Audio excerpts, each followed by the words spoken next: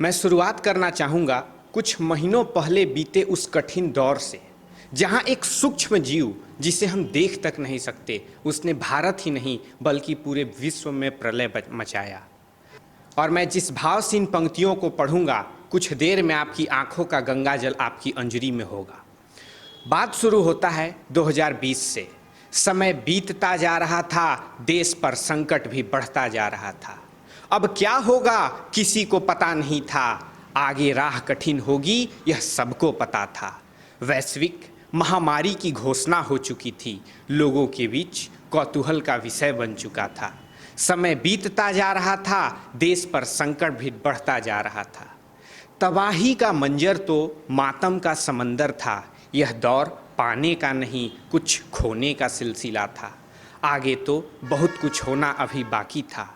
लोग मर रहे थे, देश रो रहा था, सरकारें चुप बैठी थीं, राजनीति बढ़ती जा रही थी। समय बीतता जा रहा था, देश पर संकट भी बढ़ता जा रहा था। लॉकडाउन की घोषणा हुई, दिए थाली भी खूब बजे। हम सब इसके साक्षी हैं कि प्रधानमंत्री की एक आह्वान पर पूरा देश दीपक की तेज से हमारे डॉक्टर्स और फ्रंटलाइन वर्कर्स को सैल्यूट करने का काम किया था। कि लॉकडाउन की घोषणा हुई, दिए थाली भी खूब बजे, ऑक्सीजन की कमी हुई, दलालों का इजाफा हुआ। समय बीतता जा रहा था, देश पर संकट भी बढ़ता जा रहा था। बंद हुआ स्कूल, परीक्षाएं हुई रद्द, भविष्य हुआ खराब, जश्न मना था तब। समय बीतता जा रहा था, देश पर संकट भी बढ़ता जा रहा था। गरीबों का रोजगार घटा, गांव की ओर पलायन बढ़ा। प्रायः जीवन यापन के लिए लोग नौकरी की तलाश में शहरों का रुख करते हैं, लेकिन इस महामारी ने हमें अपने गांव कस्बों की ओर लौटने पर मजबूर किया। कि गरीबों का रोजगार घटा, गांव की ओर पलायन बढ़ा, आर्थिक मंदी आई, देश की स्थिति चरमराई। परंतु अब वैक्सीन की खोज हुई, जब देश को उम्मीद जगी, तब पुनः नया सवेरा होगा। इसी की उम्मीद बढ़ी अब, इसी की उम्मीद बढ़ी अब। अब हम एक ही उद्देश्य से आगे बढ़ रहे हैं कि जीवन रूपी नौका को पगडंडी से पार लगाना है।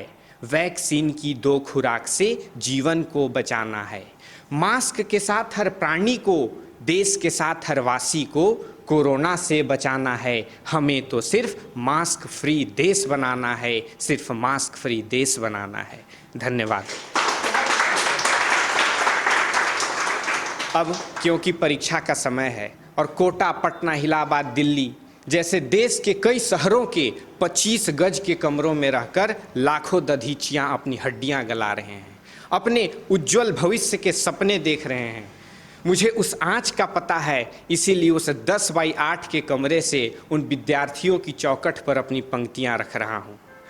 कि पर्वतों सा ऊंचा होगा, सपनों का समंदर होगा, बहने की जब आदत होगी तो कर्म तुम्हारा कल होगा, कर्म तुम्हारा कल होगा। हाथों की लकीरों का मिट जाना बस बचा होगा, रात दिनों का ना फर्क होगा, तो कर्म तुम्हारा कल होगा, कर्म तुम्हारा कल होगा। तपस्वी की तपस्या का परिणाम बड़ा सजग होगा, लड़ने की जब आदत होगी तो कर्म तुम्हारा कल होगा, कर्म तुम्हारा कल होगा। मंजिल भी आसान होगा जब खोने को कुछ ना होगा, गिरने का न डर होगा तो कर्म तुम्हारा कल होगा, कर्म तुम्हारा कल होगा।